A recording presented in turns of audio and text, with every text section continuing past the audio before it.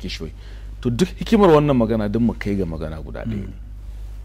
Amma idan ka ce kishiya a rayuwa irin ta aure kuma a duniyar Bahaushe yana nufin ga wata wadda ita ta fara zuwa gidan miji aka kuma je aka auro mata wata to yawanci akan ce an yi mata kishiya.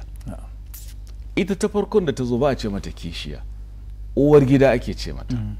Ko da dai a irin nata yayin da tata duniyar ita ke cin duniyarta da tsinke a lokacin. Amarya ce idan miji ya kace to ai ya mata kishiya. Wannan ita ce kishiya, ma'ana abokiyar zama. Idan kana son kaɗan sassauta kenan sai ka ce abokiyar zama ko yar uwa ko kuma wato sa'ar rayuwa. Laraba suna kiranta ad-darra.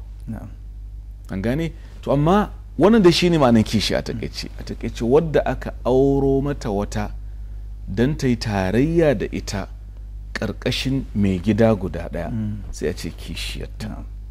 Amma dangane da tambayar ka ko ya halatta a faɗa? To idan ka ce ya halatta to kana tambayar ɗayan abubuwa ne guda biyar.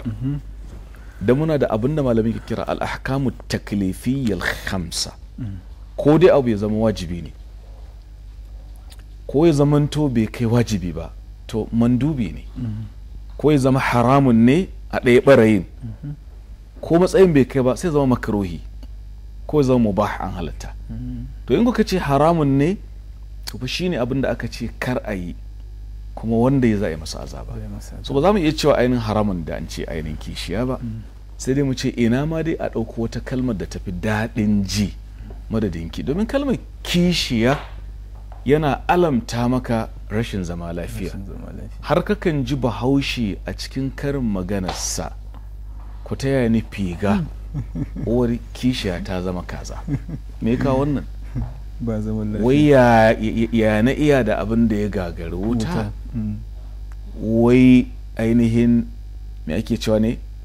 Wata wuta ta kone ko kishiya suke cewa ne?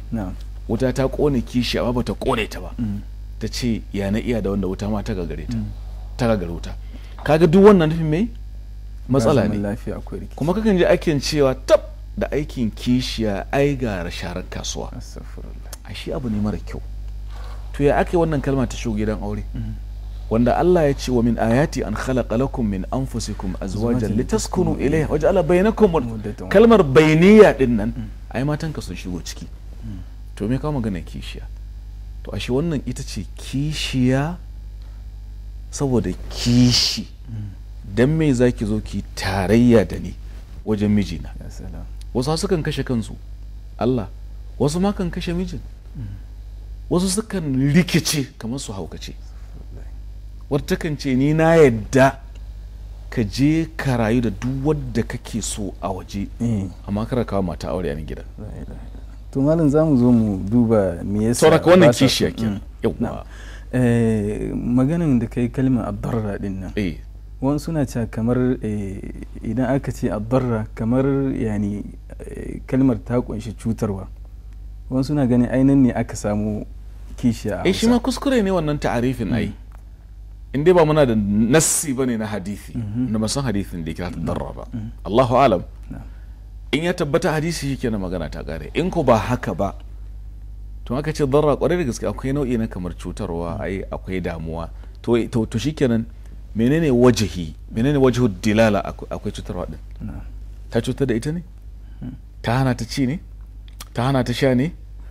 Ina ta fito cutarwa? Nan cutarwa shine ta hana ta keɓanta da wannan mijin. To ai za su yi tarayya. To ai mai duka mai kowa mai komai bowaye gagara misali jalla jalaluhu wanda la yus'alu amma yaf'alu wa hum yus'alun haka yace.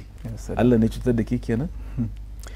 Yace fankihu ma taba lakum minan nisa'i mathna wa thulatha wa ruba'. Ku auri abin da ranku ya muku sukari na mata ba daɗi kenan ba na daga mata bibbiyu uku hudu.